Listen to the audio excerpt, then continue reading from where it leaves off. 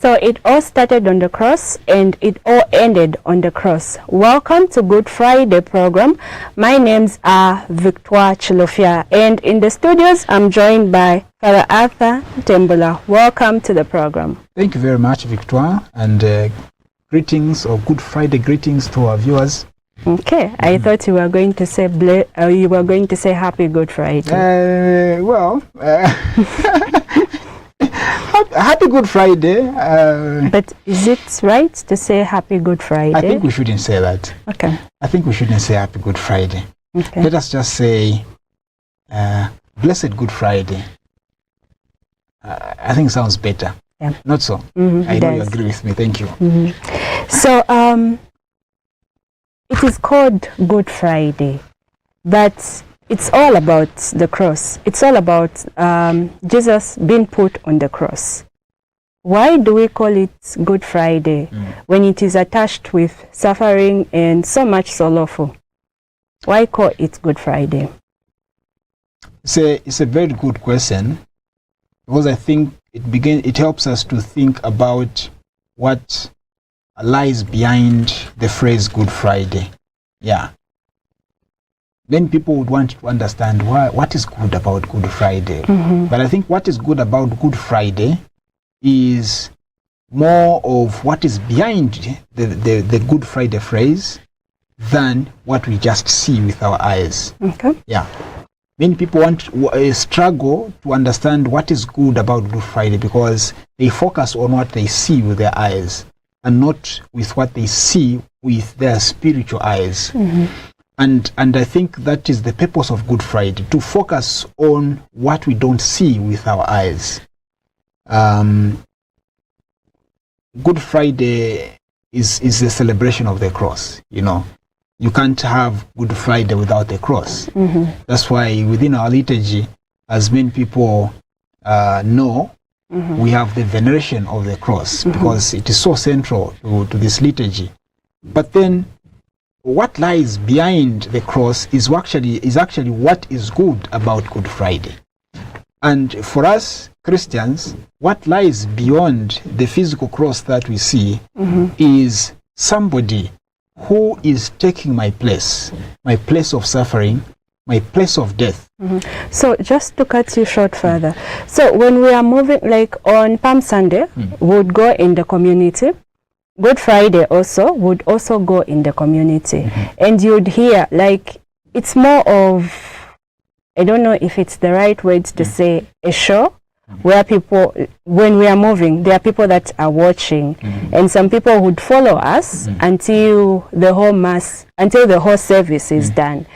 So my question is, some people would ask to say Catholic worship the cross. Do we really worship the cross, or there is a great meaning to the cross?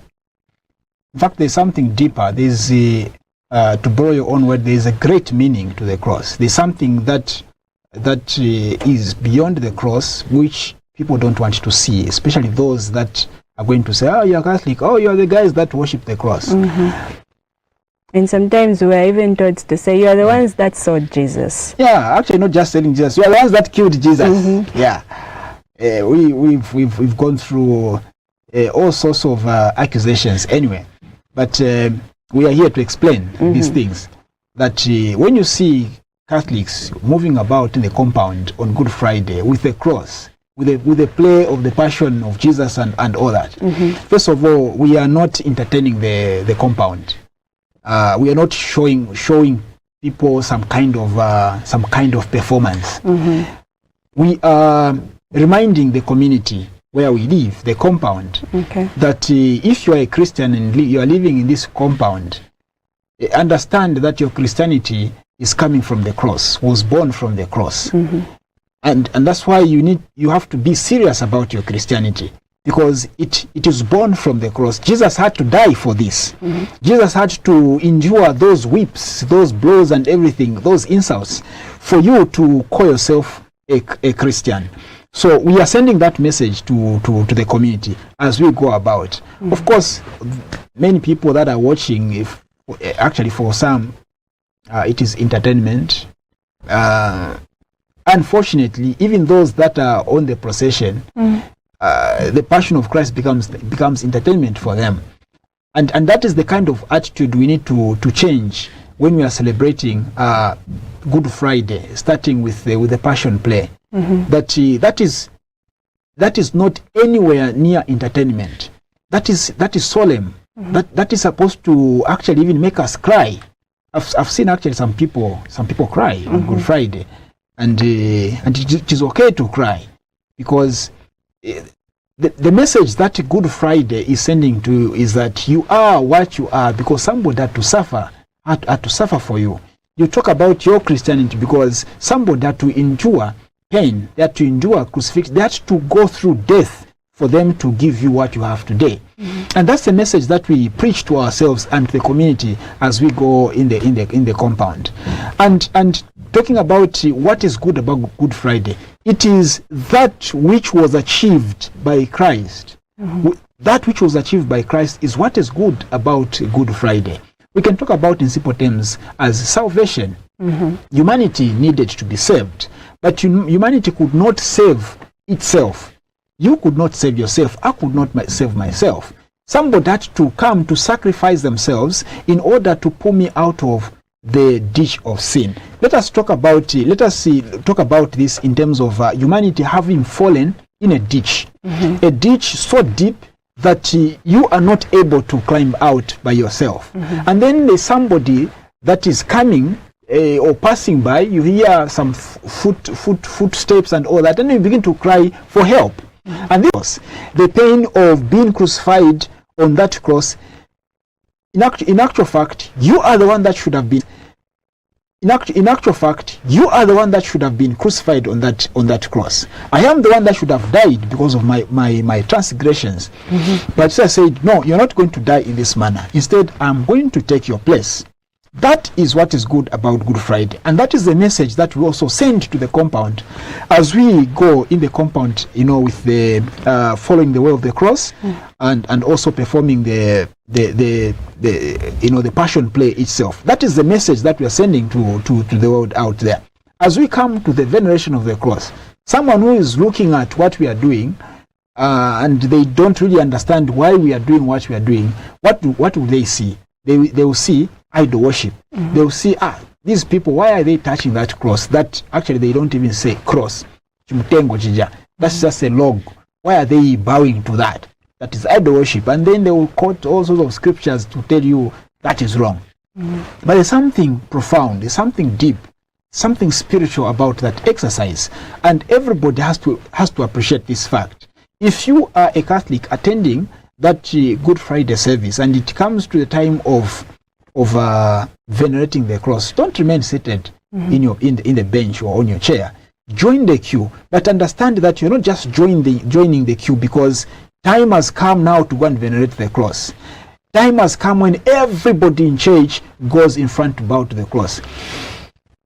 Understand that it is not just a routine like something that we do every Good Friday. There's something spiritual. There's a certain message that cross is bringing to you. As you approach that cross, what you are approaching actually is not a physical, it's not a physical cross. It is the cross that lies beyond that cross. It is the cross on which Jesus is being crucified on which Jesus is dying. The cross that you can't see with your physical eyes, but can only be visible to your spiritual eyes. And that is if you are told you have spiritual eyes, because it is also possible not to have those spiritual eyes. Okay. And if you lack those spiritual eyes, then you only have physical eyes, which can only see physical things. So you are just as good as blind, actually. Okay, so you've mentioned of a service. So on Good Friday, we get to see that this is the only day, is it, in the Catholic Church that we get to have a service. Why do we have a service? Why not have Mass? Yeah, Good Friday Mass, Good Friday service. Yeah, I've heard many people confuse these things. Hey, good. Tachoka kumisa, Good Friday. There's a kumisa for Good Friday. And sometimes somebody will tell you to say, we'll start with a day of resurrection, then we'll go into the procession. Then after the procession now, who have our mass. Then sometimes, like I think during the time of COVID, would have would come in the morning, then would be told to say, you come back for the service. Then people would tell you to say, we are going back for mass. We're going back for mass. Yeah. And mpeza balitaji kochea ndio apanga ma announcement. Misa ya lero izakala kuona entire 15 hours balitaji kochea. It's not mass, it's actually a service. Okay. Because during or at the Good Friday liturgy or on Good Friday, Jesus dies. During mass, what we celebrate is the resurrection. Whenever we have mass, we are celebrating the resurrection of Christ. Whenever we have mass, it is Jesus Christ himself, in the person of the priest that is presiding, that feeds us with his own body and with his own blood and with his word. It is Jesus that celebrates that mass in the person of the priest that is presiding. When we have mass. Now, at Good Friday, Jesus has died. Okay? So Jesus, let us put it this way. Jesus is not available to celebrate mass for his people. Jesus is not available to celebrate mass for you because he has died. He has died, Mwantu.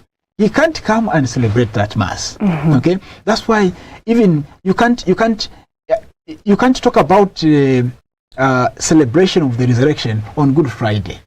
Whenever we are celebrating mass, we are also celebrating the resurrection of Jesus. But on Good Friday, the theme of the resurrection is not anywhere near. That is not the day for the resurrection. That is the day when we commemorate the death of Jesus. So Jesus is not present to celebrate that mass for his people through the priest that is present, the priest that is presiding. So the priest that is there can only celebrate a service for the people because Jesus has died. And then we are not going to celebrate mass on Good Friday because we can't celebrate the resurrection on Good Friday. So there are these issues that many people would want to understand or should understand so that they get used to saying we are going for Good Friday service rather than we're going for mass or tachoka kumasi or such kind of things. Jesus is not present, is dead, so he cannot celebrate that mass for the people. Okay. Maybe this is the simplest way to. I don't know if it is clear enough. I believe it is clear to our viewers. So on Good Friday, we also go in silence. We don't really sing the song for exit, but instead we go quietly and walk away out of the church. Actually, I would add to that you don't even receive a blessing from the priest. And there's so much solemnity about that part. I like it myself because it really brings to your soul, to your mind, to your spirit the Good Friday itself, the death of Jesus. You feel it. You feel it as you are walking out of the church after the service is done, without even the final blessing. Nobody's singing. That solemnity, that environment that it creates, that actually is Good Friday, and I think we should keep it that way. I hope the Holy Father will not say no tikaembe kuimba manyimbo. Yeah, we should keep it that way because you can feel the Good Friday spirit very close to your heart. Why are we walking out in silence? Jesus has died. First of all, Jesus is not present physically to bless his people, to dismiss his people. So you're not going to receive the final blessing from the priest. And again, on Good Friday, the Eucharist come from, is it from outside or from? Yeah. So exactly, that is also important. On Holy Thursday, on Holy Thursday, the church is stripped. So after Mass on Holy Thursday, the Eucharist is removed from the tabernacle, from the usual place, the tabernacle, and put in another place, a secluded place, so that we begin to create also the solemnity of the Good Friday event, of Good Friday itself. Yeah, and That is why on Good Friday, you're going to see the priest going to that place to get the Eucharist that was consecrated the day before to give the people. But that since that is not mass, it is a service. That Eucharist that the people are receiving is not something that has been consecrated during that liturgy. It is from yesterday. So the solemnity of Good Friday, let us put it this way, that begins with the end of Holy Thursday. The church is stripped bare. So when you are coming to church on Friday in the morning, you really see that the church is in the Good Friday mood. Because there are no flowers, there are no linen, everything is covered. Our statues, our pictures are brought down and all that. So you create that environment. And in order to keep that environment flowing the whole Friday, immediately after the service is done, there's no other activity that is supposed to be taking place. People should go home immediately and continue reflecting. So no rieso at church. No rieso, please, no rieso. No, tisaide kuchabe pangono, mpanga na announcement and ba English choir, just after this service, let us change to kumane pa mtengo moja. No, nothing. Immediately the service is done, the priest walks out, no blessing, no song. Everybody in quiet, in silence, walks or goes to their home to continue reflecting on the death of Jesus. Jesus now has been put in the tomb. So we are kind of sorrowful. We are sorrowful. We are not rejoicing. Jesus, somebody has just died and has been put in the tomb. So that should give us that mood, that environment, a somber environment, and everybody should go home and still maintain that mood. In fact, people should even fast on Good Friday. People should fast in order to allow themselves not just to reflect on the death of Jesus, but also to reflect also on their spiritual lives. So the fasting helps you spiritually to evaluate yourself and to make some important decisions about the way you live your life.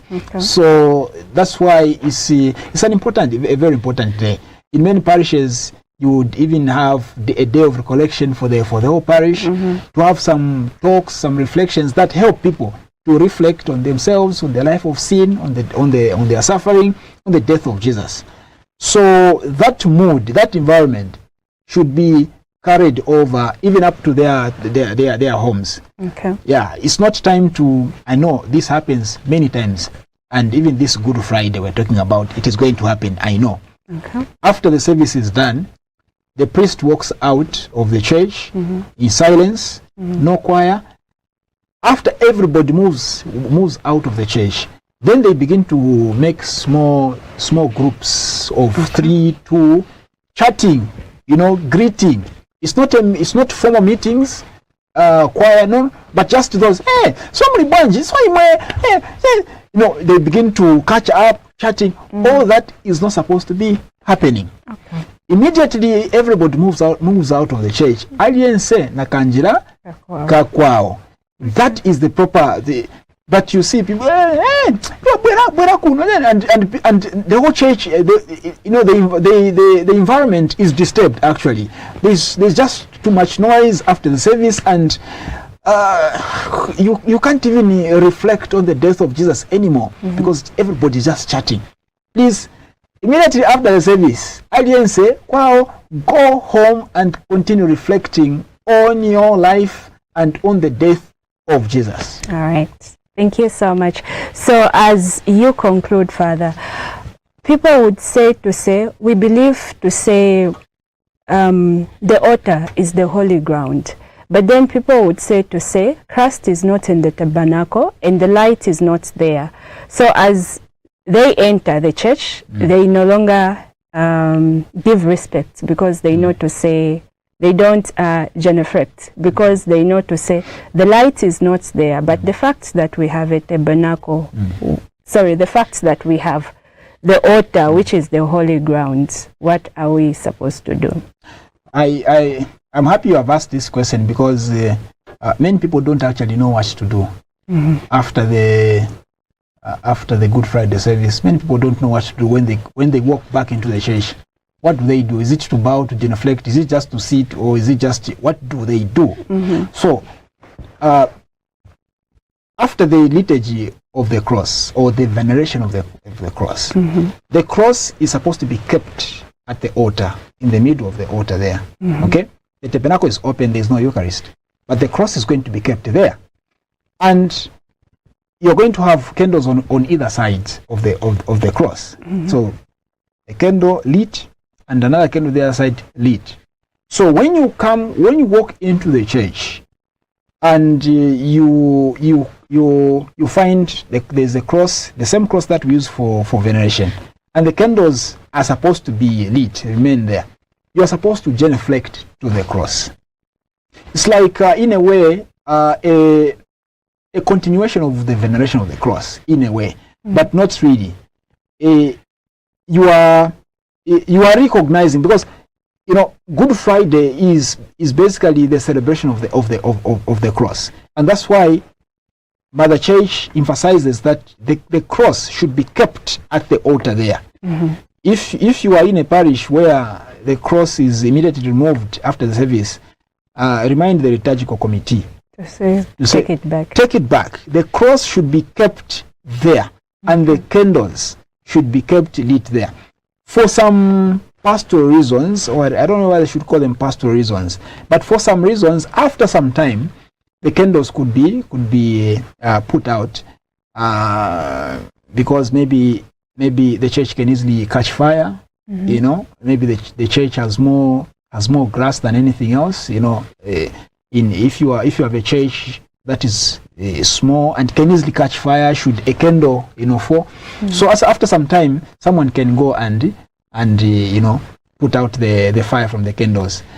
Otherwise, ideally, this is what's supposed to happen. The cross should be kept there, and candles should be put on either sides, lit.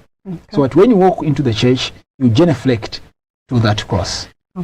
Not to the tabernacle, not even to the altar. The altar has been stripped open, bare, but you have the